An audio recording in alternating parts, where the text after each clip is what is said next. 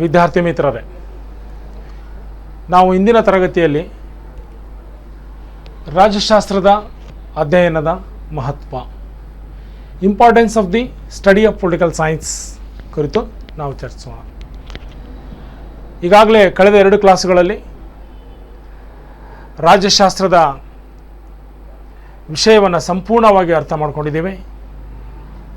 ರಾಜ್ಯಶಾಸ್ತ್ರದ ವಿಷಯ ವಸ್ತು, ರಾಜ್ಯಶಾಸ್ತ್ರದ ವ್ಯಾಖ್ಯೆಗಳನ್ನು, ರಾಜ್ಯಶಾಸ್ತ್ರದ ಅರ್ಥವನ್ನು ಮತ್ತು ರಾಜ್ಯಶಾಸ್ತ್ರವೋ ವಿಜ್ಞಾನವೋ ಕಲೆಯೋ ಹೀಗೆ ಸಾಕಷ್ಟು ವಿಚಾರಗಳನ್ನು ನಾವು ಕಳೆದ 2 ಕ್ಲಾಸ್ಗಳಲ್ಲಿ ಚರ್ಚಿಸಿದ್ದೀವಿ ಅನ್ನುವಂಥ. ಈಗ ಈ ಅಧ್ಯಾಯದ 2ನೆಯ ಟಾಪಿಕ್ಕು, ಅತ್ಯಂತ ಇಂಪಾರ್ಟೆಂಟ್ ಆದಂತಹ ಟಾಪಿಕ್ಕು, ರಾಜ್ಯಶಾಸ್ತ್ರದ ಅಧ್ಯಯನದ ಮಹತ್ವ. ಸಾಮಾನ್ಯವಾಗಿ ವಿದ್ಯಾರ್ಥಿಗಳೇ ಇದು 10 ಅಂಕದ ಪ್ರಶ್ನೆ. ರಾಜ್ಯಶಾಸ್ತ್ರದ ಅಧ್ಯಯನದ ಮಹತ್ವ ನಾವೀಗ ಚರ್ಚೆಗೆ ತೆಗೆದುಕೊಂಡಿರುವಂಥ ವಿಷಯ. ಸಾಮಾನ್ಯವಾಗಿ ಪ್ರಾಚೀನ ಕಾಲದಿಂದ ಇವತ್ತಿನವರೆಗೂ, ಅಂದರೆ ಆಧುನಿಕ ಕಾಲದವರೆಗೂ ರಾಜ್ಯಶಾಸ್ತ್ರ ಅಧ್ಯಯನಕ್ಕೆ ಒಳಪಡ್ತಾ ಬಂದಿದೆ. ಅಂದರೆ ಪ್ರಾಚೀನ ಕಾಲದಲ್ಲಿ ಪುರಾತನ ಗ್ರೀಕರು ರಾಜ್ಯಶಾಸ್ತ್ರವನ್ನು ಬೆಳೆಸಿ ನೀರೆರೆದು ಈ ಮಟ್ಟಕ್ಕೆ ತಂದಿದ್ದಾರೆ ಅನ್ನುವಂಥದ್ದು. ಇವತ್ತು ಆಧುನಿಕ ಕಾಲದಲ್ಲಿ ರಾಜ್ಯಶಾಸ್ತ್ರ ವ್ಯಾಪಕವಾಗಿ ಬೆಳೆದುಕೊಂಡಿದೆ ಅನ್ನುವಂಥದ್ದು. ಇವತ್ತು ರಾಜ್ಯಶಾಸ್ತ್ರ ಎಷ್ಟು ವ್ಯಾಪಕವಾಗಿದೆ ಅಂತಂದರೆ, ಮಾನವನ ಜೀವನದ ಒಂದು ಅವಿಭಾಜ್ಯ ಅಂಗ ರಾಜ್ಯಶಾಸ್ತ್ರ ಅನ್ನುವಷ್ಟರ ಮಟ್ಟಿಗೆ ಬೆಳವಣಿಗೆ ಆಗಿದೆ ಅನ್ನುವಂಥದ್ದು. ಈ ಮಾತನ್ನು ನಾವು ಜಾರ್ಜ್ ಬರ್ನಾರ್ಡ್ ಶಾ ಅವರ ಮಾತಲ್ಲಿ ನೋಡೋದಾದರೆ, ಒಬ್ಬ ಚಿಂತಕ, ರಾಜಕೀಯ ಚಿಂತಕ ಜಾರ್ಜ್ ಬರ್ನಾರ್ಡ್ ಶಾ ಒಂದು ಮಾತು ಹೇಳ್ತಾರ, ರಾಜ್ಯಶಾಸ್ತ್ರ ಒಂದರಿಂದಲೇ ನಾಗರಿಕತೆಯನ್ನು ಉಳಿಸಲು ಸಾಧ್ಯ ಅನ್ನುವಂಥ ಮಾತನ್ನು ನೋಡಿ. ಇವತ್ತೇನಾದರೂ ಪ್ರಪಂಚದ ನಾಗರಿಕತೆಯನ್ನು, ಅಂದರೆ ನಮ್ಮ ನಾಗರಿಕತೆಯನ್ನು, ಜನರ ನಾಗರಿಕತೆಯನ್ನು ಉಳಿಸಬೇಕು ಅಂದರೆ ಅದು ರಾಜ್ಯಶಾಸ್ತ್ರ ಒಂದು ವಿಷಯದಿಂದ ಮಾತ್ರ ಸಾಧ್ಯ. ರಾಜ್ಯಶಾಸ್ತ್ರ ಆ ಕೆಲಸವನ್ನು ಮಾಡಬಲ್ಲದು ಅನ್ನುವಂಥದ್ದನ್ನು ಜಾರ್ಜ್ ಬರ್ನಾರ್ಡ್ ಶಾ ಅವರು ವಿವರಿಸ್ತಾರ ಅನ್ನುವಂಥದ್ದು. ಅಂದರೆ ಈ ಮಾತಿನಿಂದ ನಮಗೆ ಗೊತ್ತಾಗುತ್ತಾ, ಪುರಾತನ ಕಾಲದಲ್ಲಿ ಸಂಕುಚಿತವಾಗಿದ್ದಂತಹ ರಾಜ್ಯಶಾಸ್ತ್ರ ಆಧುನಿಕ ಕಾಲಕ್ಕೆ ಬಂದಂತೆ ರಾಜ್ಯ, ಸರ್ಕಾರ, ಮಾನವನ ರಾಜಕೀಯ ಚಟುವಟಿಕೆಗಳು ಸಮಗ್ರ ಅಧ್ಯಯನವನ್ನು ಒಳಗೊಂಡು ಇವತ್ತು ವ್ಯಾಪಕವಾಗಿ ಬೆಳೆದಿದೆ. ಇವತ್ತು ಪ್ರಪಂಚದ ನಾಗರಿಕತೆ ಉಳಿಬೇಕು ಅಂತಂದರೆ ರಾಜ್ಯಶಾಸ್ತ್ರ ನಾವು ಅಧ್ಯಯನದ ಮಹತ್ವವನ್ನು ತಿಳಿದುಕೊಂಡ್ರೆ ಏನು ಅನ್ನೋದು ಇನ್ನೂ ನಮಗೆ ಸ್ಪಷ್ಟವಾಗಿ ಗೊತ್ತಾಗುತ್ತಾ. ಇವತ್ತು ನಾಗರಿಕತೆ ಉಳಿಯೋದಕ್ಕೆ ರಾಜ್ಯಶಾಸ್ತ್ರದ ಕೊಡುಗೆ ಎಷ್ಟಿದೆ ಅನ್ನೋದನ್ನು ನಾವು ಅರ್ಥೈಸ್ಕೊಳ್ಬೋದು ಅನ್ನುವಂಥದ್ದು. ಇನ್ನು ಭಾರತದ ಒಬ್ಬ ಪ್ರಾಚೀನ ಚಿಂತಕ ಕೌಟಿಲ್ಯ ತನ್ನ ಅರ್ಥಶಾಸ್ತ್ರದಲ್ಲಿ ಈ ರಾಜಕೀಯ ವಿಷಯಕ್ಕೆ ಸಂಬಂಧಪಟ್ಟಂತೆ ಅಥವಾ ರಾಜ್ಯಶಾಸ್ತ್ರಕ್ಕೆ ಸಂಬಂಧಪಟ್ಟಂತೆ ವಿಶಿಷ್ಟವಾದಂತಹ ಸ್ಥಾನಮಾನಗಳನ್ನು ಕೊಟ್ಟಿದ್ರು ಅನ್ನುವಂಥದ್ದು. ಅಂದರೆ ಅರ್ಥ, ರಾಜ್ಯಶಾಸ್ತ್ರ ಪ್ರಾಚೀನ ಕಾಲದಲ್ಲಿಯೂ ಮಹತ್ವವನ್ನು ಪಡ್ಕೊಂಡಿತ್ತು, ಈಗೂ ಮಹತ್ವವನ್ನು ಪಡ್ಕೊಂಡಿದೆ ಅನ್ನುವಂಥದ್ದು. ಪ್ರಸ್ತುತ ಇವತ್ತು ಜಗತ್ತಲ್ಲಿ ಎತ್ತ ನೋಡಿದರೂ ಪ್ರಜಾಪ್ರಭುತ್ವ ರಾಷ್ಟ್ರಗಳು, ಇವತ್ತು ಡೆಮೋಕ್ರಸಿ ನೇಷನ್ಸನ್ನು ನಾವು ನೋಡ್ತಾ ಇದ್ದೀವಿ. ಪ್ರಜಾಪ್ರಭುತ್ವ ಅಂದ ತಕ್ಷಣವೇ ಇಲ್ಲಿ ಪ್ರಜೆಗಳ ಪಾತ್ರ ಬಹಳಷ್ಟು ಮುಖ್ಯ. ಪ್ರಜೆಯಾದವನು ಇವತ್ತು ಆಳಿಸಿಕೊಳ್ಳುವವನಾಗಿರ್ತಾನ, ಮುಂದೊಂದು ದಿನ ಕಾಲಾಂತರದಲ್ಲಿ ಆಳುವವನಾಗಬಹುದು. ಇಲ್ಲಿ ಪ್ರಜೆ ಆದವನಿಗೆ ಆಡಳಿತದ ಕಲೆಯೂ ಗೊತ್ತಿರಬೇಕು, ಆಡಳಿತ ಮಾಡುವವರನ್ನು ನೋಡಿ ಅಲ್ಲಿ ಆಗುವಂಥ ನ್ಯೂನತೆಗಳನ್ನು ತಿಳಿದುಕೊಳ್ಳುವಂಥ ಶಕ್ತಿಯೂ ಬೇಕು ಅನ್ನೋದು. ಈ ದೃಷ್ಟಿಯಲ್ಲಿ ಇವತ್ತು ರಾಜ್ಯಶಾಸ್ತ್ರದ ಅಧ್ಯಯನ ಪ್ರತಿಯೊಬ್ಬ ಪ್ರಜೆಗೂ, ಅವನು ಯಾರೇ ಆಗಿರಲಿ, ಪ್ರತಿಯೊಬ್ಬ ನಾಗರಿಕನಿಗೂ ಅತಿ ಅವಶ್ಯ ಅನ್ನುವಂಥದ್ದು. ಇಲ್ಲಿ ರಾಬರ್ಟ್ ದಾಲ್ ಅವರ ಒಂದು ಮಾತು ನಾವು ನೆನೆಸಿಕೊಳ್ಳೋದಾದರೆ, ರಾಬರ್ಟ್ ದಾಲ್ ಅವರು ಹೇಳ್ತಾರ, ಮಾನವ ಕುಲದ ಅಸ್ತಿತ್ವಕ್ಕಾಗಿ ಇಲ್ಲಿ ರಾಜಕಾರಣವು ಅನಿವಾರ್ಯ. ನೋಡಿ ವಿದ್ಯಾರ್ಥಿ ಮಿತ್ರರು, ಇವತ್ತು ಮಾನವ ಕುಲ ಉಳಿಬೇಕು ಅಂತಂದರೆ, ಮಾನವ ಕುಲದ ಅಸ್ತಿತ್ವ ಇರಬೇಕು ಅಂತಂದರೆ ರಾಜಕಾರಣ ಅನಿವಾರ್ಯ ಆಗಿದೆ. ಅಂದರೆ ಅರ್ಥ ನಮಗೆ ಗೊತ್ತಾಗುತ್ತಾ, ರಾಜ್ಯಶಾಸ್ತ್ರ ಅತ್ಯಂತ ಮಹತ್ವವನ್ನು ಪಡೆದುಕೊಂಡಿದೆ, ಅದರ ಮಹತ್ವ ಬಹಳಷ್ಟಿದೆ ಅನ್ನುವಂಥದ್ದು. ಇವತ್ತು ಆಧುನಿಕ ಕಾಲದಲ್ಲಿ, ಪ್ರಜಾಪ್ರಭುತ್ವ ಯುಗದಲ್ಲಿ ಎಲ್ಲ ನಾಗರಿಕರಿಗೂ ರಾಜ್ಯಶಾಸ್ತ್ರ ಅವಶ್ಯವಾಗಿ ಬೇಕು. ಆ ಹಿನ್ನೆಲೆಯನ್ನು ಇಟ್ಟುಕೊಂಡು, ಆ ದೃಷ್ಟಿಯನ್ನು ಇಟ್ಟುಕೊಂಡು ಇವತ್ತು ಯಾಕಿದು ಮಹತ್ವ ಪಡ್ಕೊಂಡಿದೆ ಅನ್ನೋದನ್ನು ವಿವಿಧ ಅಂಶಗಳ ಆಧಾರದ ಮೇಲೆ ನಾವು ವಿವರಿಸ್ತಾ ಹೋಗೋಣ. ಮೊದಲನೆಯ ಅಂಶ, ಮೊದಲನೆಯ ಪಾಯಿಂಟು ಯಾವುದು ಅಂತಂದರೆ, ರಾಜ್ಯಶಾಸ್ತ್ರ ಓದೋದ್ರಿಂದ ಪ್ರತಿಯೊಬ್ಬ ಪ್ರಜೆಗೆ ರಾಜಕೀಯ ಪ್ರಜ್ಞೆ ಮೂಡುತ್ತದೆ. ನೋಡಿ, ಮೊದಲನೆಯ ಒಂದು ಪಾಯಿಂಟು, ಯಾಕೆ ರಾಜ್ಯಶಾಸ್ತ್ರವನ್ನು ಓದಬೇಕು, ರಾಜ್ಯಶಾಸ್ತ್ರ ಓದೋದ್ರಿಂದ ಏನಾಗುತ್ತಾ ಅಂತ ನಾವು ವಿಚಾರ ಮಾಡೋದಾದರೆ, ಫಸ್ಟ್ ಪಾಯಿಂಟಲ್ಲಿ ರಾಜ್ಯಶಾಸ್ತ್ರವು ರಾಜಕೀಯ ಪ್ರಜ್ಞೆಯನ್ನು ಮೂಡಿಸುತ್ತದೆ. ವಿದ್ಯಾರ್ಥಿಗಳೇ, ನೀವೆಲ್ಲ ಕೇಳ್ಬೋದು, ನಮಗೆ ಯಾಕೆ ಬೇಕು ರಾಜ್ಯಶಾಸ್ತ್ರ, ರಾಜಕೀಯ ಜ್ಞಾನ ಪ್ರತಿಯೊಬ್ಬನಿಗೂ ಯಾಕೆ ಬೇಕು? ಬರೀ ರಾಜ್ಯಶಾಸ್ತ್ರ ವಿದ್ಯಾರ್ಥಿಗಳಲ್ಲ, ಎಲ್ಲರಿಗೂ ಬೇಕು. ಯಾಕೆ ಅಂದರೆ, ಇವತ್ತಿನ ಜಗತ್ತಿನ ಬಹುತೇಕ ರಾಷ್ಟ್ರಗಳು ಪ್ರಜಾಪ್ರಭುತ್ವ ರಾಷ್ಟ್ರಗಳು. ಪ್ರಜಾಪ್ರಭುತ್ವದಲ್ಲಿ ಪ್ರತಿಯೊಬ್ಬ ಪ್ರಜೆ ಪ್ರತ್ಯಕ್ಷ ಅಥವಾ ಅಪ್ರತ್ಯಕ್ಷವಾಗಿ ಭಾಗಿಯಾಗಬೇಕಾಗುತ್ತೆ. ಆಳುವವನು ಆಡಳಿತ ಮಾಡಿದರೆ ಆಳಿಸಿಕೊಳ್ಳುವವನು ಕಾಲಕಾಲಕ್ಕೆ ನಡೆಯುವ ಚುನಾವಣೆಗಳಲ್ಲಿ ಮತದಾರನಾಗಿ ಪಾಲ್ಗೊಳ್ಳಬೇಕಾಗುತ್ತೆ. ಅಂದರೆ ಪ್ರಜಾಪ್ರಭುತ್ವ ವ್ಯವಸ್ಥೆಯ ಒಳಗಡೆ ಬರುವ ಪ್ರತಿಯೊಬ್ಬ ಪ್ರಜೆಯು ಆಡಳಿತದಲ್ಲಿ ಭಾಗವಹಿಸೋದ್ರಿಂದ ಅವನಿಗೆ, ಅಂದರೆ ಆಳುವವನಿಗೂ ಮತ್ತು ಆಳಿಸಿಕೊಳ್ಳುವವನಿಗೂ ಸಮಗ್ರವಾದ ಜ್ಞಾನ ಇರಬೇಕು. ಅಂದರೆ ಪ್ರಜಾಪ್ರಭುತ್ವದಲ್ಲಿ ಪ್ರಜೆಗಳೇ ಅಂತಿಮ, ಪ್ರಜೆಗಳೇ ನೀತಿ ನಿರ್ಧಾರಕರು. ಹೀಗಿರುವಾಗ ಪ್ರಜೆಯಾದವನಿಗೆ ತನ್ನ ಸರ್ಕಾರ ಏನು ಮಾಡ್ತಾ ಇದೆ, ತಾನು ಆಯ್ಕೆ ಮಾಡಿದ ಪ್ರತಿನಿಧಿಗಳಿಂದ ಕೂಡಿದಂಥ ಆ ಸರ್ಕಾರದ ಕೆಲಸ ಏನು, ರಾಜ್ಯದ ಪರವಾಗಿ ಇರುವಂಥ ಸರ್ಕಾರ ಅದು ಕೆಲಸ ಮಾಡ್ತಾ ಇದ್ದೇನೆ ಇಲ್ಲೋ ಅನ್ನೋದನ್ನು ಸಮಗ್ರವಾಗಿ ಅವಲೋಕನೆ ಮಾಡುವ ಶಕ್ತಿ ಪ್ರತಿಯೊಬ್ಬ ಪ್ರಜೆಗೂ ಬೇಕು ಅನ್ನುವಂಥದ್ದು. ಅಂದರೆ ಅರ್ಥ, ಚುನಾವಣಾ ಸಂದರ್ಭದಲ್ಲಿ ನಾಗರಿಕನಾದವನು ತನ್ನ ವರ್ತನೆಗಳನ್ನು ಕಲ್ಕೊಳ್ಬೇಕು ಅಂತಂದರೆ ಅವನಿಗೆ ಕನಿಷ್ಠ ಪಕ್ಷ ರಾಜಕೀಯ ಜ್ಞಾನ ಇರಬೇಕು.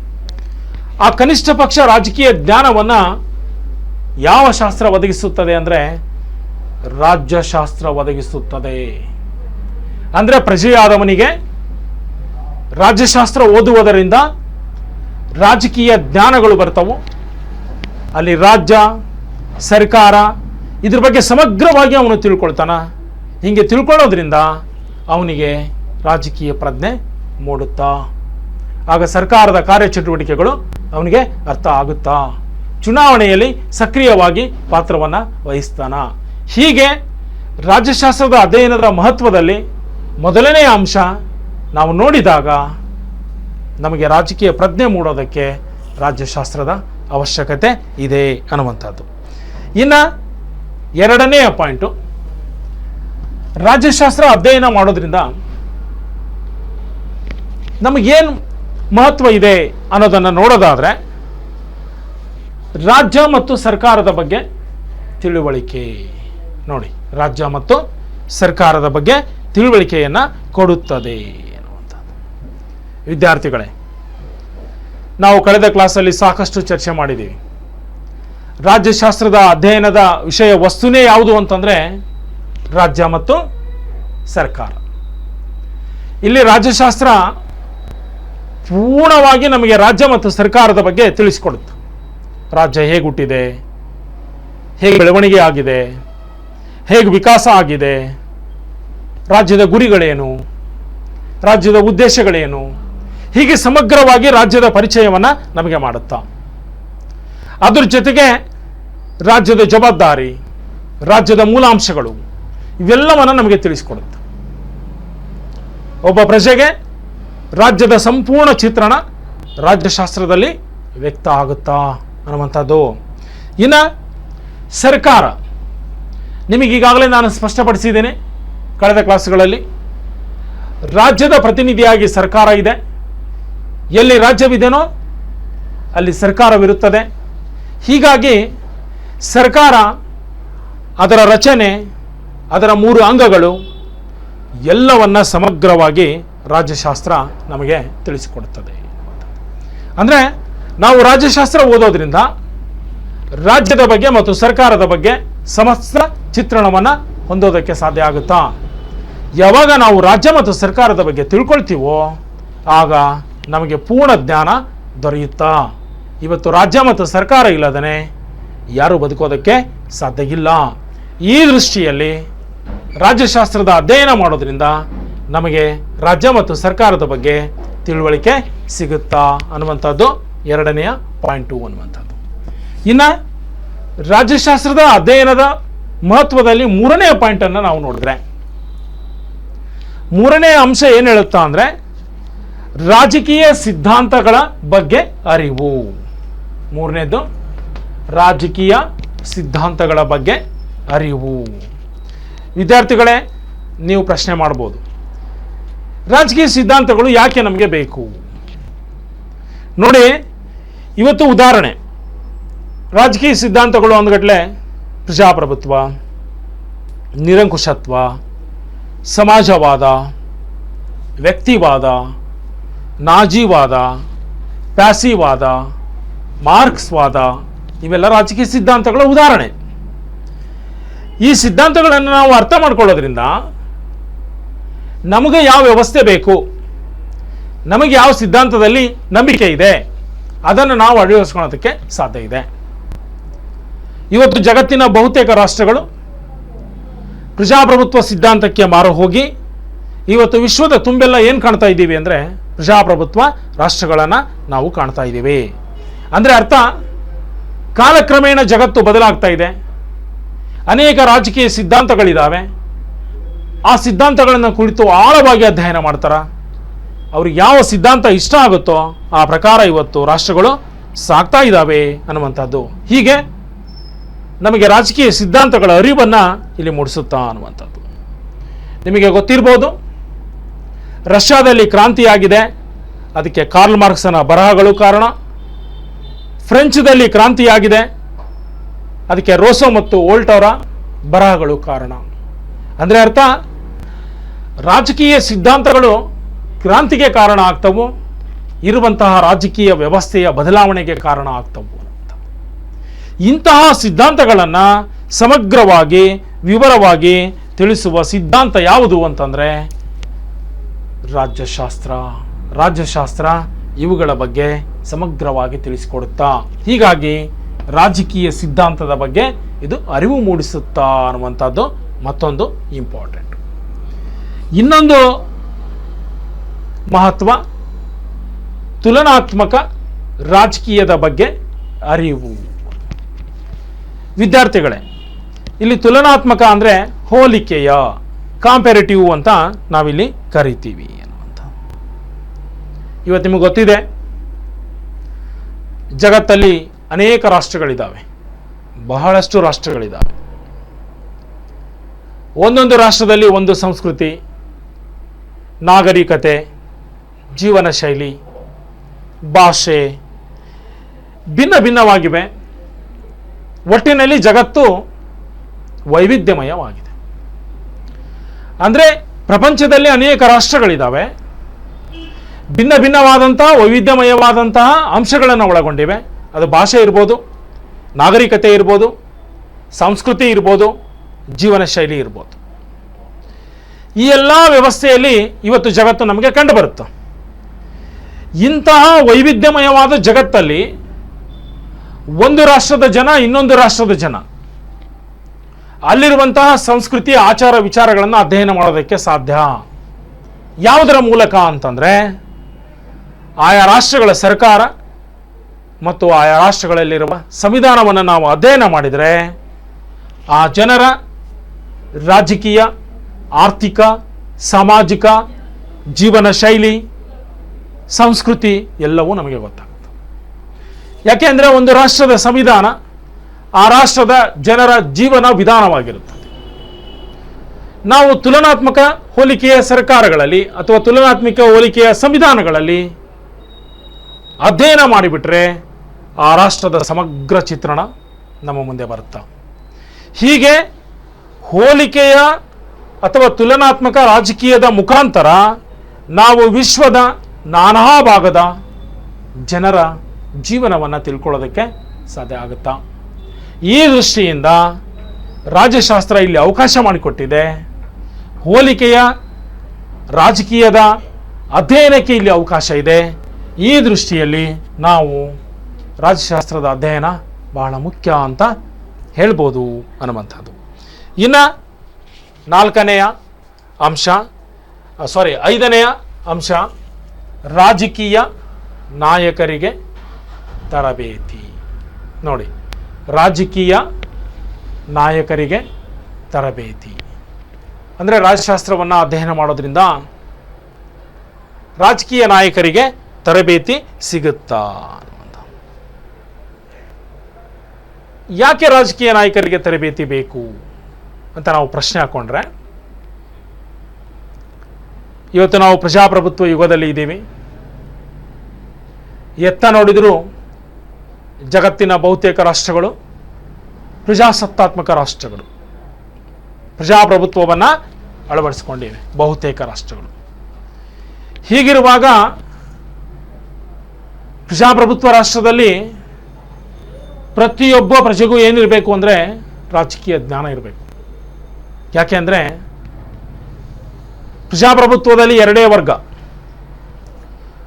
ಒಂದು ಆಳುವ ವರ್ಗ, ಮತ್ತೊಂದು ಆಳಿಸಿಕೊಳ್ಳುವ ವರ್ಗ. ಇಲ್ಲಿ ಆಳುವ ವರ್ಗ ಮತ್ತು ಆಳಿಸಿಕೊಳ್ಳುವ ವರ್ಗದ ನಡುವೆ ಅತ್ಯಂತ ನಿಕಟ ಸಂಬಂಧ ಇರುತ್ತೆ. ಆಳಿಸಿಕೊಳ್ಳುವವರು ಮತ್ತು ಆಳುವವರು ಕಾಲ ಬದಲಾದಂತೆ ಬದಲಾಗ್ತಾ ಇರ್ತಾರೆ. ಇವತ್ತು ಆಳುವವನು ನಾಳೆ ಆಳಿಸಿಕೊಳ್ಳುವವನಾಗಬಹುದು, ಇವತ್ತು ಆಳಿಸಿಕೊಳ್ಳುವವನು ನಾಳೆ ಆಳುವವನಾಗಬಹುದು. ಇದು ಪ್ರಜಾಪ್ರಭುತ್ವದ ಒಂದು ವ್ಯವಸ್ಥೆ. ಹೀಗಾಗಿ ಪ್ರಜಾಪ್ರಭುತ್ವದಲ್ಲಿ ಎಲ್ಲ ಅಂತಿಮ ನಿರ್ಧಾರ ಪ್ರಜೆಗಳ ಹತ್ರ ಇರ್ತಾ ಅನ್ನುವಂಥದ್ದು. ಈ ರೀತಿ ಪ್ರಜಾಪ್ರಭುತ್ವದಲ್ಲಿ ಎಲ್ಲವನ್ನ ನಿರ್ಧರಿಸುವ ಪ್ರಜೆ ಅಲ್ಲಿ ಏನಾಗಿರಬೇಕು ಅಂದರೆ ರಾಜಕೀಯ ತರಬೇತಿಯನ್ನು ಪಡ್ಕೊಂಡಿರ್ಬೇಕು. ಅದರಲ್ಲಿನ ಆಳುವ ವರ್ಗ ಇದೆ ನೋಡಿ, ಅವರಿಗೆ ನಾವು ನಾಯಕರು ಅಂತ ಕರಿತೀವಿ, ಲೀಡರ್ಸ್ ಅಂತ ಕರಿತೀವಿ. ಅವರಿಗೆ ತರಬೇತಿ ಅವಶ್ಯ. ಯಾಕೆಂದರೆ ಆಳುವವನು ಒಂದು ರಾಷ್ಟ್ರದ ಹಣೆಬರವನ್ನು ನಿರ್ಧರಿಸ್ತಾನೆ, ಅದು ಕಾನೂನುಗಳ ಮುಖಾಂತರ. ಕಾನೂನುಗಳು ಅಂದರೆ ಅದು ರಾಜಕೀಯ ನಾಯಕರಿಂದ ಹೊರಬಂದರೂ ಅದು ಪ್ರಜೆಗಳ ಸಲುವಾಗಿ, ಪ್ರಜೆಗಳಿಗಾಗಿ ಇರ್ತಾ ಅನ್ನುವಂಥದ್ದು. ಈ ದೃಷ್ಟಿಯಲ್ಲಿ ಪ್ರಜೆಗಳಿಗಾಗಿ ಇರುವಂತಹ ಈ ಕಾನೂನುಗಳನ್ನು ಸಮಗ್ರವಾಗಿ ಚರ್ಚಿಸುವ, ಅವುಗಳ ಸಾಧಕ ಬಾಧಕಗಳನ್ನು ವಿಚಾರಿಸುವ ಶಕ್ತಿ ರಾಜಕೀಯ ನಾಯಕರಿಗೆ ಇರಬೇಕು. ಅಂತಹ ಶಕ್ತಿಯನ್ನು, ಅಂತಹ ತಿಳುವಳಿಕೆಯನ್ನು ರಾಜಕೀಯ ನಾಯಕರಿಗೆ ಯಾವ ಶಾಸ್ತ್ರ ನೀಡುತ್ತಾ ಅಂದರೆ ರಾಜ್ಯಶಾಸ್ತ್ರ ನೀಡುತ್ತಾ. ರಾಜ್ಯಶಾಸ್ತ್ರವನ್ನು ಓದುವಂತಹ ವಿದ್ಯಾರ್ಥಿಗಳು ರಾಷ್ಟ್ರದ ಆಡಳಿತದ ಬಗ್ಗೆ, ಆಡಳಿತ ಅನ್ನುವಂತಹ ಕಲೆಯ ಬಗ್ಗೆ ತಿಳಿದುಕೊಳ್ಳೋದಕ್ಕೆ ಸಾಧ್ಯ ಆಗುತ್ತಾ ಅನ್ನುವಂಥದ್ದು. ಇದು 5ನೆಯ ಪಾಯಿಂಟ್. ಇನ್ನು 6ನೆಯ ಅಂಶ ಅಧಿಕಾರ ದುರುಪಯೋಗವನ್ನು ನಿಯಂತ್ರಿಸುತ್ತದೆ, ಅಥವಾ ಅಧಿಕಾರದ ದುರುಪಯೋಗದ ನಿಯಂತ್ರಣ ಅಂತ ಮತ್ತೊಂದು ಪಾಯಿಂಟನ್ನು ನಾವಿಲ್ಲಿ ಬರ್ತಿದ್ದೀವಿ. ವಿದ್ಯಾರ್ಥಿಗಳೇ, ನಾವು ಕಳೆದ ಕ್ಲಾಸಲ್ಲಿ ಚರ್ಚಿಸುವಾಗ ಕಲ್ಯಾಣ ರಾಜ್ಯಗಳು ಅಂತ ಒಂದು ಶಬ್ದವನ್ನು ಉಪಯೋಗಿಸಿದ್ವಿ. ಇವತ್ತು ಎಲ್ಲಿ ಪ್ರಜಾಪ್ರಭುತ್ವ ಇಲ್ಲಿ ಇದೆನೋ ಆ ಪ್ರಜಾಪ್ರಭುತ್ವ ವ್ಯವಸ್ಥೆಯಲ್ಲಿ ಕಲ್ಯಾಣ ರಾಜ್ಯಗಳು ನಮಗೆ ಕಂಡು ಬರ್ತಾವು, ಆಧುನಿಕ ಕಾಲದಲ್ಲಿ ಇವೆ ಅಂತ ನಾನು ಹೇಳಿದೆ. ಕಲ್ಯಾಣ ರಾಜ್ಯಗಳು ಅಂದರೆ ನಾವು ಕಳೆದ ಕ್ಲಾಸಲ್ಲಿ ಹೇಳುವಾಗ ಪ್ರಜೆಯ ಪ್ರತಿಯೊಂದು ಕೆಲಸ ಕಾರ್ಯದಲ್ಲಿ, ಪ್ರಜೆಯ ಪ್ರತಿಯೊಂದು ಆಶೋತ್ತರಗಳಲ್ಲಿ ಸರ್ಕಾರಗಳು ಪಾತ್ರ ವಹಿಸ್ತಾ ಇದ್ದಾವೆ. ಅಂದರೆ ಅರ್ಥ, ಪ್ರಜಾಪ್ರಭುತ್ವದಲ್ಲಿ ಸರ್ಕಾರಗಳು ಸಕ್ರಿಯವಾಗಿ ದಿನದ 24 ಗಂಟೆನೂ ಕಾರ್ಯನಿರ್ವಹಿಸಬೇಕಾಗುತ್ತೆ. ಹೀಗೆ ಕೆಲಸ ಕಾರ್ಯಗಳನ್ನು ನಿರ್ವಹಿಸುವಾಗ, ಸರ್ಕಾರದ ಕಾರ್ಯಗಳನ್ನು ಜನರಿಗೆ ತಲುಪಿಸುವಾಗ ಇಲ್ಲಿ ಅಧಿಕಾರಿಗಳಿದಾರಲ್ಲ, ಅಥವಾ ಅಧಿಕಾರ ವರ್ಗ ಇದೆಯಲ್ಲ, ಅದು ಸರ್ಕಾರ ಇರ್ಬೋದು ಅಥವಾ ಅಧಿಕಾರಿಗಳಿರ್ಬೋದು, ಇವರು ಅಧಿಕಾರ ದುರುಪಯೋಗ ಆಗದಂತೆ ಪ್ರಜೆಗಳು ನೋಡ್ಕೊಳ್ಬೇಕಾಗುತ್ತೆ. ಯಾಕೆಂದರೆ ಸರ್ಕಾರ ಅಂದರೂ ಅರ್ಥ ಅದು ನಮ್ಮಿಂದ ಆಯ್ಕೆಗೊಂಡು ಹೋದ ಪ್ರತಿನಿಧಿಗಳು, ತಪ್ಪು ಮಾಡೋದು ಸಹಜ. ಹೀಗಾಗಿ ಅವರು ತಪ್ಪು ಮಾಡಿದಾಗ ಸರ್ಕಾರವನ್ನು ನಿಯಂತ್ರಿಸುವ ಶಕ್ತಿ ಜನರಿಗಿದೆ. ಆ ಜನ ಸರ್ಕಾರಕ್ಕೆ ತಮ್ಮ ಅಭಿಪ್ರಾಯದ ಮೂಲಕ, ಸಾರ್ವಜನಿಕ ಅಭಿಪ್ರಾಯ ಅಂತ ನಾವು ಕರಿತೀವಿ, ಎಚ್ಚರಿಕೆಯನ್ನು ಕೊಡಬಹುದು. ಹೀಗಾಗಿ ಪ್ರಜ್ಞಾವಂತ ಜಾಗರೂಕತ ಪ್ರಜೆಗಳನ್ನು ರಾಜ್ಯಶಾಸ್ತ್ರ ನಿರ್ಮಿಸಿಕೊಡುತ್ತದೆ. ಅವರು ಸರ್ಕಾರದ ಅಧಿಕಾರ ದುರುಪಯೋಗ ಆಗದಂತೆ ತಡಿತಾ ಇದ್ದಾರೆ, ನಿಯಂತ್ರಿಸೋದಕ್ಕೆ ಸಾಧ್ಯ ಇದೆ. ಅಂದರೆ ಸರ್ಕಾರ ಮತ್ತು ಪ್ರಜೆಗಳ ನಡುವೆ ಒಳ್ಳೆಯ ಸಂಬಂಧ ಬರಬೇಕು, ಬಾಂಧವ್ಯ ಬರಬೇಕು, ಉತ್ತಮ ಬಾಂಧವ್ಯ ಇರಬೇಕು.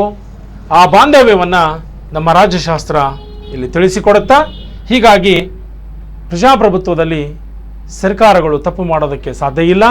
ತಪ್ಪು ಮಾಡಿದರೆ, ಅಧಿಕಾರ ದುರುಪಯೋಗ ಪಡಿಸ್ಕೊಂಡ್ರೆ ಜನ ಅದನ್ನು ಅಬ್ಸರ್ವ್ ಮಾಡ್ತಾ ಇರ್ತಾರ ಅನ್ನುವಂಥದ್ದು.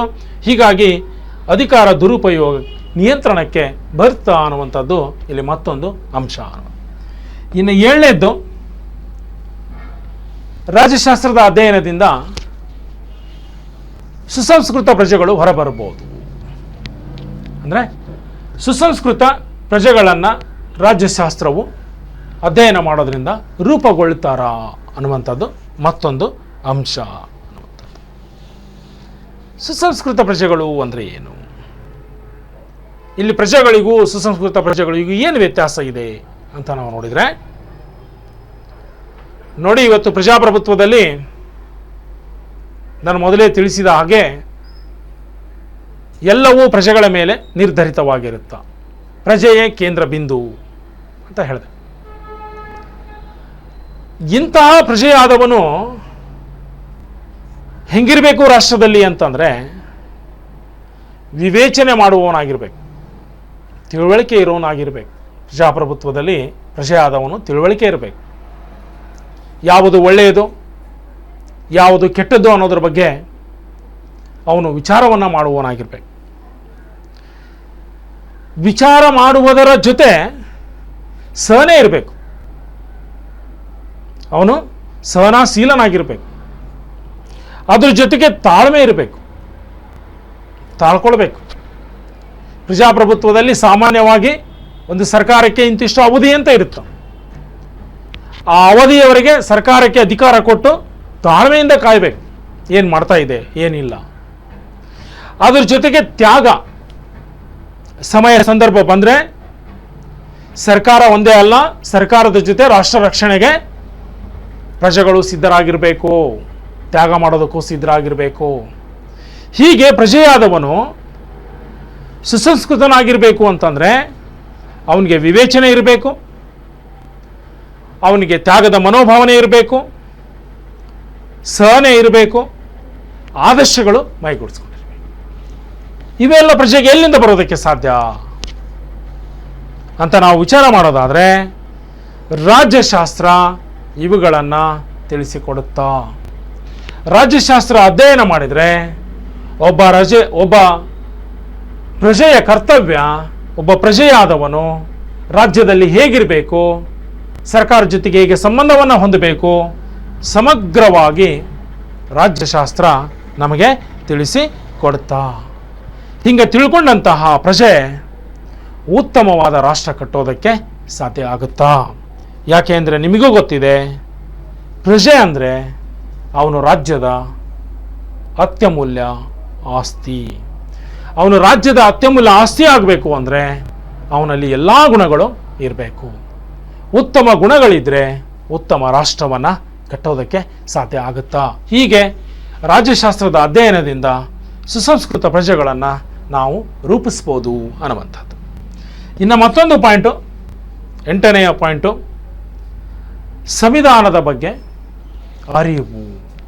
ನೋಡಿ, ಕಾನ್ಸ್ಟಿಟ್ಯೂಷನ್ ಬಗ್ಗೆ ನಮಗೆ ಅವೇರ್ನೆಸ್ಸನ್ನು ಇದು ತಂದುಕೊಡುತ್ತಾ. ಸಂವಿಧಾನ ಅಂತಂದರೆ ಮುಂದೆ ನಾವು 3ನೇ ಅಧ್ಯಾಯ 4ನೇ ಅಧ್ಯಾಯದಲ್ಲಿ ಸವಿಸ್ತಾರವಾಗಿ ನೋಡೋಣ. ಸಂವಿಧಾನ ಅಂದರೆ ಕಾಯ್ದೆ ಕಾನೂನುಗಳ ಆಗರ, ಆ ಬಂಡಲ್ ಆಫ್ ಲಾಸ್ ಅಂತ ನಾವು ಕರಿತೀವಿ. ಕಾಯ್ದೆ ಕಾನೂನುಗಳ ಆಗರ ಅಂದರೆ ಸಂವಿಧಾನದ ಒಳಗಡೆ ಕಾಯ್ದೆ ಕಾನೂನುಗಳು ಒಳಗೊಂಡಿರ್ತವೆ. ಒಂದು ವಿಷಯ ಗಮನದಲ್ಲಿಟ್ಕೊಳ್ಳಿ ವಿದ್ಯಾರ್ಥಿಗಳೇ, ಎಲ್ಲಿ ರಾಷ್ಟ್ರವಿರುತ್ತದೆಯೋ ಅಲ್ಲಿ ಒಂದು ಸಂವಿಧಾನ ಇರುತ್ತೆ. ಸಂವಿಧಾನ ಇಲ್ಲದ ರಾಷ್ಟ್ರವನ್ನು ನಾವು ಕಲ್ಪಿಸಿಕೊಳ್ಳುವುದಕ್ಕೂ ಸಾಧ್ಯ ಇಲ್ಲ. ಹೀಗೆ ಕಾಯ್ದೆ ಕಾನೂನುಗಳ ಆಗರವಾದಂಥ ಸಂವಿಧಾನದ ಬಗ್ಗೆ ನಮಗೆ ಎಲ್ಲಿ ನಾಲೆಜ್ ಸಿಗುತ್ತಾ, ಅರಿವು ಸಿಗುತ್ತಾ, ತಿಳುವಳಿಕೆ ಬರುತ್ತಾ ಅಂದರೆ ರಾಜ್ಯಶಾಸ್ತ್ರದ ಅಧ್ಯಯನದಲ್ಲಿ. ನೋಡಿ, ಪ್ರತಿಯೊಂದು ರಾಷ್ಟ್ರ ಹೇಗಿರಬೇಕು, ಅದರ ಅಂಗರಚನೆ ಮತ್ತು ಸರ್ಕಾರದ ಮಾದರಿ, ಅದರ ಅಂಗಗಳ ಕಾರ್ಯ ಎಲ್ಲ ವಿಷಯ ಎಲ್ಲಿ ಒಳಗೊಂಡಿರುತ್ತೆ ಅಂದರೆ ಸಂವಿಧಾನದಲ್ಲಿ ಒಳಗೊಂಡಿರುತ್ತೆ. ಈಗ ಒಂದು ರಾಷ್ಟ್ರ ಇದೆ, ಒಂದು ಸರ್ಕಾರ ಇದೆ ಅಂತಂದರೆ ಅದು ಯಾವುದರ ತಳಹದಿಯ ಮೇಲೆ ನಿಲ್ಲಲ್ಪಟ್ಟಿರುತ್ತಾ ಅಂದರೆ ಸಂವಿಧಾನ. ಅಂದರೆ ಶ್ರೇಷ್ಠವಾದದ್ದು ಯಾವುದು ಇಲ್ಲಿ ಅಂದರೆ ಸಂವಿಧಾನ ಅನ್ನುವಂಥದ್ದು. ಈ ಸಂವಿಧಾನ ಒಂದು ರಾಜ್ಯದ ಧ್ಯೇಯ ಗುರಿಗಳನ್ನು, ಸರ್ಕಾರದ ಅಂಗರಚನೆಯನ್ನು, ಪ್ರಜೆಗಳ ಆಶೋತ್ತರವನ್ನು ಒಳಗೊಂಡಿರುತ್ತೆ. ಇಂತಹ ಸಂವಿಧಾನದ ಬಗ್ಗೆ ಸಮಗ್ರವಾದಂತಹ ವಿವರಣೆಯನ್ನು ನಾವೆಲ್ಲಿ ಕಾಣಬಹುದು ಅಂದರೆ ರಾಜ್ಯಶಾಸ್ತ್ರದಲ್ಲಿ ಕಾಣಬಹುದು. ಇವತ್ತು ಸಂವಿಧಾನವನ್ನು ಸರಿಯಾಗಿ ಅರ್ಥೈಸ್ಕೊಂಡ್ರೆ ದೇಶದ ಕಾಯ್ದೆ ಕಾನೂನುಗಳು ನಮಗೆ ಅರ್ಥ ಆಗ್ತವೆ. ರಾಜ್ಯದ ಬಗ್ಗೆ ಅರ್ಥ ಆಗುತ್ತಾ, ಸರ್ಕಾರದ ಬಗ್ಗೆ ಅರ್ಥ ಆಗುತ್ತಾ.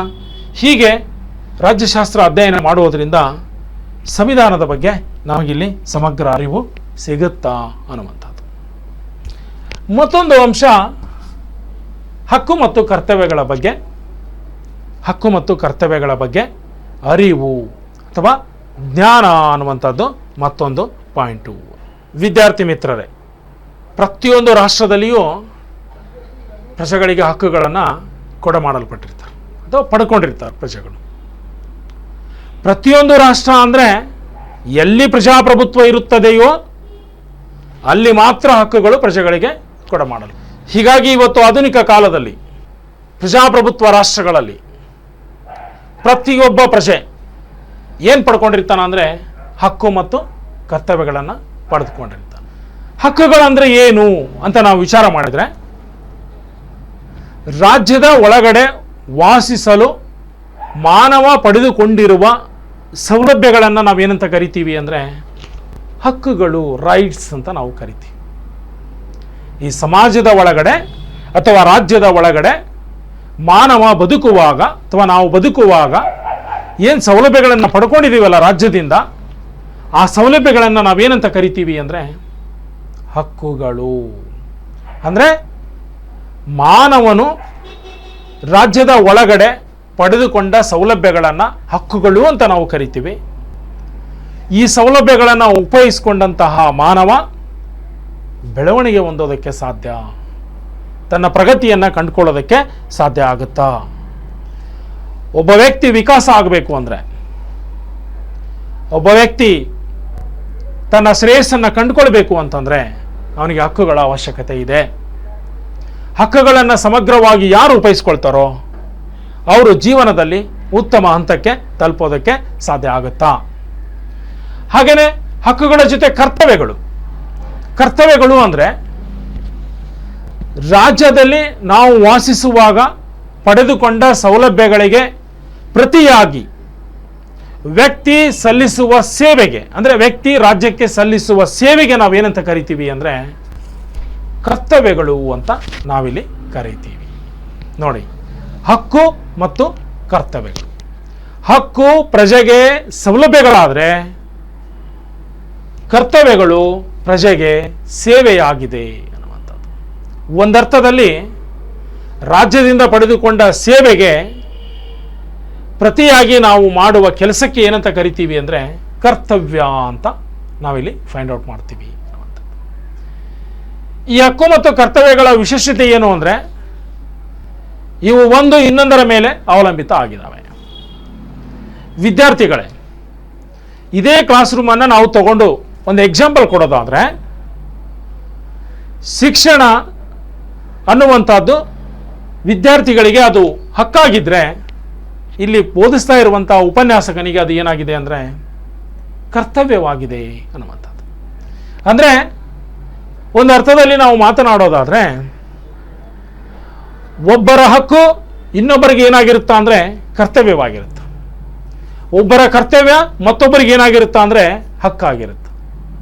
ಯಾಕೆ ಮಾತು ಹೇಳ್ತಾ ಇದ್ದೀನಿ ನಾನು ಅಂತಂದರೆ, ಹಕ್ಕು ಮತ್ತು ಕರ್ತವ್ಯಗಳು ಒಂದು ನಾಣ್ಯದ ಎರಡು ಮುಖಗಳು. ಬರೇ ಹಕ್ಕುಗಳಿದ್ರೆ ಅದಕ್ಕೆ ಬೆಲೆ ಇಲ್ಲ, ಅಥವಾ ಕರ್ತವ್ಯಗಳಿದ್ರೆ ಅದಕ್ಕೆ ಬೆಲೆ ಇಲ್ಲ.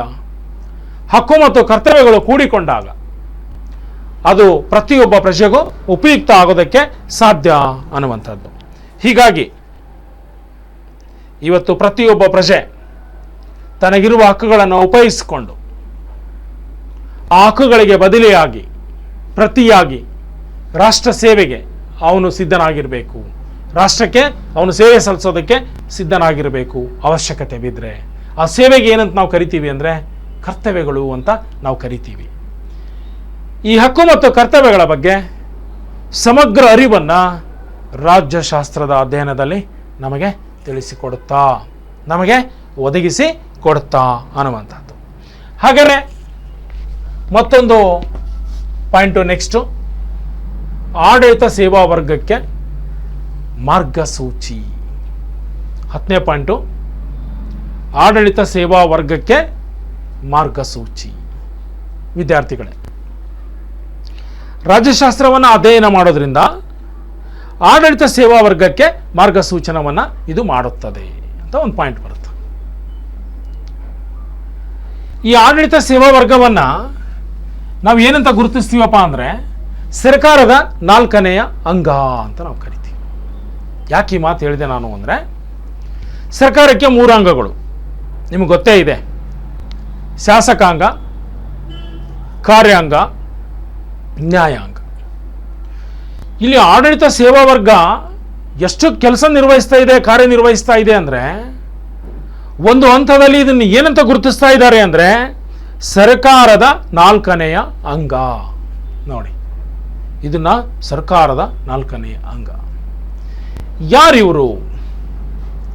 ಆಡಳಿತ ಸೇವಾ ವರ್ಗ ಅಂದರೆ ಯಾರಿವರು ಅಂತಂದರೆ, ಇಲ್ಲಿ ಆಡಳಿತ ಸೇವಾ ವರ್ಗ ಅನ್ನುವಂಥ ಗುಂಪನ್ನು ನಾವು ಹೇಗೆ ಗುರುತಿಸ್ತೀವಿ ಅಂತಂದರೆ, ಸರ್ಕಾರದ ಯೋಜನೆಗಳನ್ನು ಕಾರ್ಯರೂಪಕ್ಕೆ ತರುವಲ್ಲಿ ಶ್ರಮ ವಹಿಸುವ ಅಂಗವೇ ಆಡಳಿತ ಸೇವಾ ವರ್ಗ. ನೋಡಿ, ಇವತ್ತು ಸರ್ಕಾರ ಏನೆಲ್ಲ ಯೋಜನೆಗಳನ್ನು ಮಾಡುತ್ತಾ, ಸರ್ಕಾರ ಏನೆಲ್ಲ ಕಾರ್ಯಗಳನ್ನು ಮಾಡುತ್ತಾ, ಆ ಎಲ್ಲ ಕಾರ್ಯಗಳನ್ನು ಜನರಿಗೆ ತಂದು ಮುಟ್ಟಿಸೋದಕ್ಕೆ ಒಂದು ವರ್ಗ ಇದೆ. ಅದು ಹಗಲಿರುಳು ಶ್ರಮವಹಿಸಿ ಕೆಲಸವನ್ನು ಮಾಡ್ತಾ ಇರ್ತಾ. ಆ ವರ್ಗ ಯಾವುದು ಅಂದರೆ ಆಡಳಿತ ಸೇವಾ ವರ್ಗ. ಇವತ್ತು ಆಡಳಿತ ಸೇವಾ ವರ್ಗದಲ್ಲಿರುವವರು, ಅವ್ರನ್ನ ನಾವು ನಾಗರಿಕ ಸೇವಾ ವರ್ಗ ಅಂತ ನಾವು ಕರಿತೀವಿ. ಅವರನ್ನು ಮತ್ತೆ ನಾವೇನಂತ ಗುರುತಿಸ್ತೀವಿ ಅಂದರೆ ಸರ್ಕಾರದ ಬೆನ್ನೆಲುಬು. ನೋಡಿ, ಆಡಳಿತ ಅಥವಾ ನಾಗರಿಕ ಸೇವಾ ವರ್ಗವನ್ನು ಸರ್ಕಾರದ ಬೆನ್ನೆಲುಬು ಅಂತ ನಾವು ಗುರುತಿಸ್ತೀವಿ. ಯಾಕೆಂದರೆ ಒಂದು ಸರ್ಕಾರದ ಯಶಸ್ಸು ಅಪಯಶಸ್ಸು ಯಾವುದ್ರ ಮೇಲೆ ನಿಂತುಕೊಂಡಿರುತ್ತಾ ಅಂದರೆ ಆಡಳಿತ ಸೇವಾ ವರ್ಗದ ಮೇಲೆ ನಿಂತುಕೊಂಡಿರುತ್ತಾ. ಆಡಳಿತ ಸೇವಾ ವರ್ಗ ಚೆನ್ನಾಗಿ ಕೆಲಸ ಮಾಡಿಬಿಟ್ರೆ ಒಂದು ಸರ್ಕಾರ ಉತ್ತುಂಗ ಶಿಖರಕ್ಕೆ ಹೋಗುತ್ತೆ. ಆಡಳಿತ ಸೇವಾ ವರ್ಗ ಸರಿಯಾಗಿ ಕೆಲಸ ಮಾಡದೆ ಹೋದರೆ ಸರ್ಕಾರ ಏನೆಲ್ಲ ಯೋಜನೆ ಮಾಡಿದ್ರು ಅದು ಫಲಪ್ರದ ಆಗಿ ಜನರಿಗೆ ಮುಟ್ಟೋದಕ್ಕೆ ಸಾಧ್ಯ ಆಗಲ್ಲ. ಹೀಗಾಗಿ ರಾಜ್ಯಶಾಸ್ತ್ರ ಆಡಳಿತ ಸೇವಾ ವರ್ಗಕ್ಕೆ ಸೇರುವ ಗುಂಪಿಗೆ ಅಥವಾ ವ್ಯಕ್ತಿಗಳಿಗೆ ಅಥವಾ ಜನರಿಗೆ ಆಡಳಿತದ ಕಲೆಯ ಬಗ್ಗೆ, ಆಡಳಿತದ ಸೇವಾ ಮನೋಭಾವನೆಯ ಬಗ್ಗೆ, ಆಡಳಿತದ ದಕ್ಷತೆಯ ಬಗ್ಗೆ, ಪ್ರಾಮಾಣಿಕತೆಯ ಬಗ್ಗೆ ತಿಳಿಸಿಕೊಡುತ್ತಾ.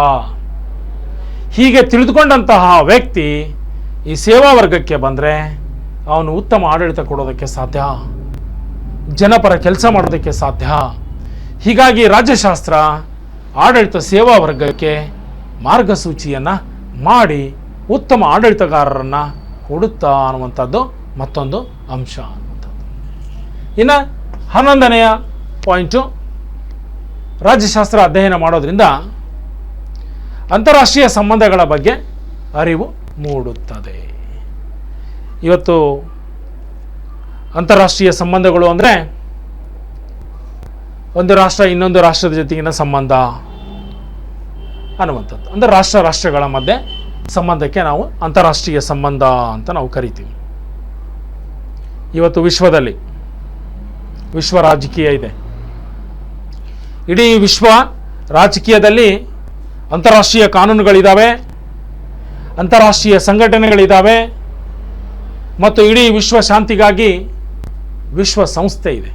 ಇವನ್ನೆಲ್ಲ ಏನಂತ ಕರಿತೀವಿ ನಾವು ಅಂದರೆ ಅಂತಾರಾಷ್ಟ್ರೀಯ ಸಂಬಂಧಗಳಲ್ಲಿ ಅವು ಬರುವಂಥ ವಿಷಯ. ಒಂದು ರಾಷ್ಟ್ರ ಇನ್ನೊಂದು ರಾಷ್ಟ್ರದೊಂದಿಗೆ ಹೇಗೆ ಸಂಬಂಧವನ್ನು ಇಟ್ಕೋಬೇಕು, ಅವೆರಡರ ಸಂಬಂಧದ ಮೇಲೆ ಏನೆಲ್ಲ ಪರಿವರ್ತನೆಗಳು ಆಗ್ತವು ಅನ್ನುವಂಥದ್ದು.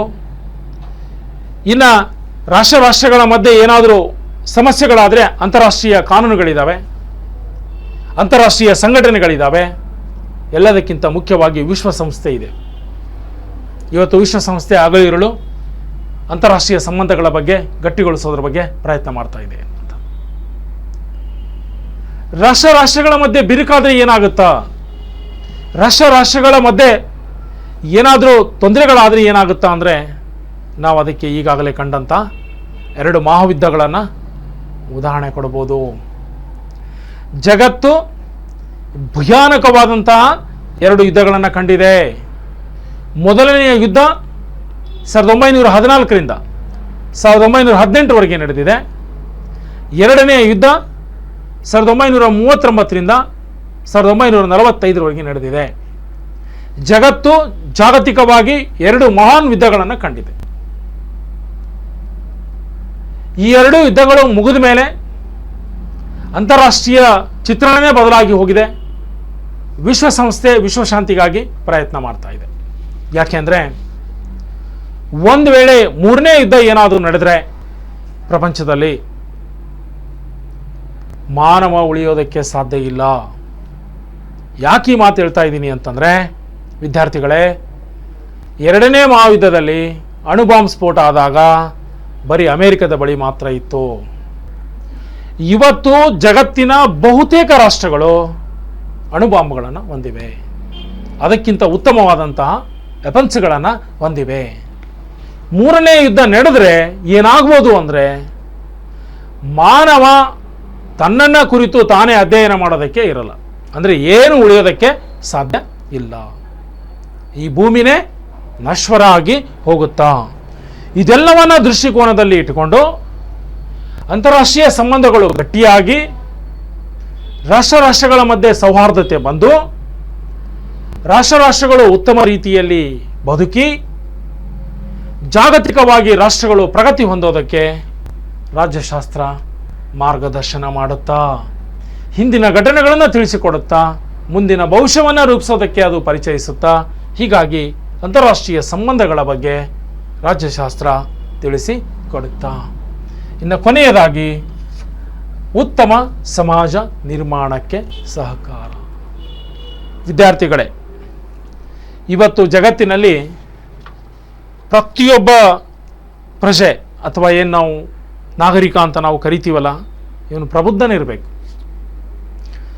ಅವನು ಎಷ್ಟು ಪ್ರಬುದ್ಧನಾಗಿರಬೇಕು ಅಂತಂದರೆ ಅವನೇ ಅಲ್ಲಿ ಸಮಾಜ ಮತ್ತು ರಾಜ್ಯ ಅಥವಾ ಈ ಪ್ರಜಾಪ್ರಭುತ್ವದಲ್ಲಿ ನಿರ್ಧಾರಕನಾಗಿರೋದ್ರಿಂದ ಉತ್ತಮವಾದಂಥ ಸಮಾಜವನ್ನು ಕಟ್ಕೊಳ್ಬೇಕು ಅಂದರೆ ಅವನು ಉತ್ತಮನಾಗಿರಬೇಕು. ನಿರಂತರ ಜಾಗರೂಕತೆ ಇರಬೇಕು, ಅರ್ಥ ಮಾಡ್ಕೋಬೇಕು, ತಿಳ್ಕೊಳ್ಳೋದಕ್ಕೆ ಪ್ರಯತ್ನ ಮಾಡಬೇಕು, ಮತ್ತು ಸಹಕಾರದ ಭಾವನೆ ಇರಬೇಕು. ನಾವು ಸಹಿಸ್ಕೊಂಡು ಹೋಗಬೇಕು.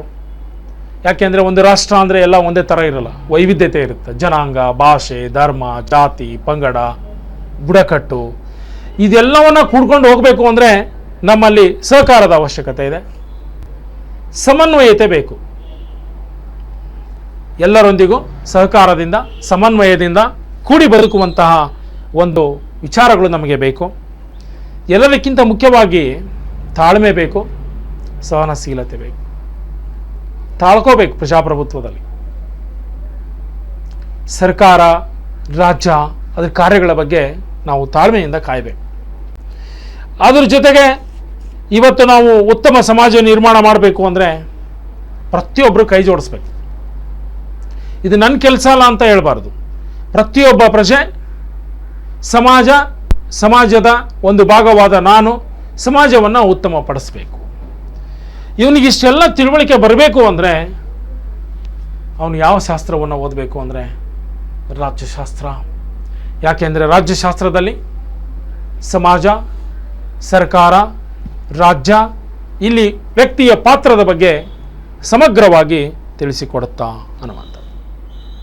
ಹೀಗೆ ಈ 12 ಅಂಶಗಳು, 12 ಪಾಯಿಂಟ್ಗಳು ಯಾವುದಕ್ಕೆ ಸಂಬಂಧಿಸಿದ್ದು ಅಂದರೆ ರಾಜ್ಯಶಾಸ್ತ್ರದ ಅಧ್ಯಯನದ ಮಹತ್ವದ ಬಗ್ಗೆ ಸಂಬಂಧಿಸಿದ್ದು. ವಿದ್ಯಾರ್ಥಿಗಳೇ, ರಾಜ್ಯಶಾಸ್ತ್ರ ಅಧ್ಯಯನ ಎಲ್ಲರಿಗೂ ಅವಶ್ಯ. ಒಂದು ಮಾತನ್ನು ನೆನಪಲ್ಲಿ ಇಟ್ಕೊಳ್ಳಿ, ರಾಜನೀತಿ ತಜ್ಞರು, ರಾಜಕೀಯ ವಿವೇಚಕರು ಇವತ್ತು ವಿಶ್ವದಲ್ಲಿ ಬೇಕು. ಅಂತಹ ತಜ್ಞರನ್ನು, ಆ ತಜ್ಞರಿಂದ ಉತ್ತಮ ಆಡಳಿತಗಾರರು ಹೊರಬರೋದಕ್ಕೆ ಸಾಧ್ಯ. ಉತ್ತಮ ಆಡಳಿತಗಾರರು ಹೊರಬಂದಾಗ ಒಂದು ರಾಜ್ಯ, ಒಂದು ಸರ್ಕಾರ ಮತ್ತು ಅಲ್ಲಿಯ ಪ್ರಜೆಗಳು, ಅಲ್ಲಿಯ ಆಡಳಿತ ಒಂದು ಹಳಿಗೆ ಬರೋದಕ್ಕೆ ಸಾಧ್ಯ, ಒಂದು ಕಂಬಿಯ ಮೇಲೆ ಚಲಿಸೋದಕ್ಕೆ ಸಾಧ್ಯ. ಯಾಕೆಂದರೆ ಪ್ರಜೆಗಳು ಬದ್ಧತೆಯಿಂದ ಇದ್ದು, ಪ್ರಾಮಾಣಿಕತೆಯಿಂದ ಇದ್ದು, ಸಮನ್ವಯತೆಯಿಂದ ಇದ್ದು ಅವರಲ್ಲಿ ಬದುಕಿದರೆ ಒಂದು ರಾಷ್ಟ್ರ ಉತ್ತಮವಾಗಿ ಹೊರಬರೋದಕ್ಕೆ ಸಾಧ್ಯ. ಒಂದು ರಾಷ್ಟ್ರ ಉತ್ತಮವಾಗಿ ಕಟ್ಟಬೇಕು ಅಂತಂದರೆ ಅಲ್ಲಿ ಪ್ರಜೆಯೂ ಪಾತ್ರ ಭಾಳಷ್ಟಿದೆ. ಒಂದು ರಾಷ್ಟ್ರ ಉತ್ತಮ ಆಡಳಿತ ಮಾಡಬೇಕು ಅಂದರೆ ಅಲ್ಲಿ ಪ್ರಜೆಯ ಪಾತ್ರ ಇದೆ. ಹೀಗಾಗಿ ಈ ಅಂಶಗಳನ್ನು ನಾವು ನೋಡಿದಾಗ ನಮಗೇನು ತಿಳಿದು ಬರುತ್ತಾ ಅಂತಂದರೆ, ಪ್ರತಿಯೊಬ್ಬ ಜಗತ್ತಿನ ಪ್ರಜೆಗೂ, ನಾಗರಿಕನಿಗೂ ರಾಜ್ಯಶಾಸ್ತ್ರದ ಅಧ್ಯಯನದ ಅವಶ್ಯಕತೆ ಇದೆ. ನಮ್ಮನ್ನು ನಾವು ಅರ್ಥ ಮಾಡ್ಕೋಬೇಕು ಅಂದರೆ, ನಮ್ಮ ರಾಜ್ಯ, ನಮ್ಮ ಸರ್ಕಾರ, ನಮ್ಮ ಪರಿಸರವನ್ನು ನಾವು ಅರ್ಥ ಮಾಡ್ಕೋಬೇಕು ಅಂತಂದರೆ ನಮಗೆ ರಾಜ್ಯಶಾಸ್ತ್ರ ಅತಿ ಅವಶ್ಯವಾಗಿ ಬೇಕು. ಹೀಗೆ ರಾಜ್ಯಶಾಸ್ತ್ರದ ಅಧ್ಯಯನದಿಂದ ನಮಗೆ ಇಲ್ಲಿ ವ್ಯಕ್ತವಾಗುವಂತಹ ಮಹತ್ವದ ವಿಷಯವೇನು ಅಂತಂದರೆ, ಇದು ಪ್ರತಿಯೊಬ್ಬರಿಗೂ ಅವಶ್ಯ ಇದೆ. ಅದರಲ್ಲಿಯೂ ಪ್ರಜಾಪ್ರಭುತ್ವದಲ್ಲಿ ರಾಜ್ಯಶಾಸ್ತ್ರ ಅತ್ಯಂತ ಮಹತ್ವದಾಯಕವಾಗಿದೆ. ಪ್ರತಿಯೊಬ್ಬರಿಗೂ ಇದು ಅವಶ್ಯ ಅನ್ನುವಂಥದ್ದನ್ನು ನಾವಿಲ್ಲಿ ಹೇಳ್ಬೋದು. ಇಷ್ಟು ರಾಜ್ಯಶಾಸ್ತ್ರದ ಅಧ್ಯಯನದ ಮಹತ್ವ ಅನ್ನುವಂಥದ್ದು.